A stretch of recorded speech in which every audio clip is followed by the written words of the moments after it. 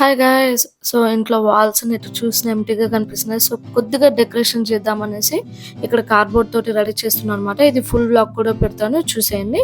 So ఇక్కడ cardboard, glue, scissor, colour papers అన్ని తీసేసుకున్నాక సో కార్డ్బోర్డ్ మీద సర్కిల్స్ డ్రా చేసుకుని కట్ చేసుకోవాలన్నమాట.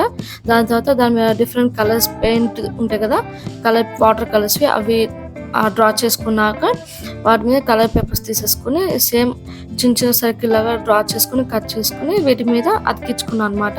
దాని తర్వాత గోల్డ్ పెయింట్ తోటి దాని చుట్టూ సర్కిల్ డ్రా చేసుకున్నాను. ఇక్కడ వచ్చేసి అదే విధంగా 4 కలర్ పేపర్స్ తీసుకున్నాను. మీకు కావాలంటే ఎక్కువ కూడా తీసుకోవచ్చు, డిఫరెంట్ కలర్స్వి. ఆ కలర్ పేపర్స్ తీసుకుని నేను సర్కిల్ డ్రా చేసుకుని కట్ చేసుకున్నాక రోజ్ ఫ్లవర్ రెడీ చేశాను అనమాట. అది 1 by 1 కార్డ్బోర్డ్ చుట్టూ ఇట్లా అతికించుకున్నాను. దాని తర్వాత చిన్న చిన్న పాంపామ్స్ ఉండేగా అలాంటివి అతికించుకున్నాను అనమాట. ఇలా సింపుల్ గా వైట్ పెయింట్ తోటి డెకరేషన్ చేసుకున్నాను. ఇదే ఈ రోజు బ్లాగ్. నెక్స్ట్ బ్లాగ్ వస్తుంది. బాయ్.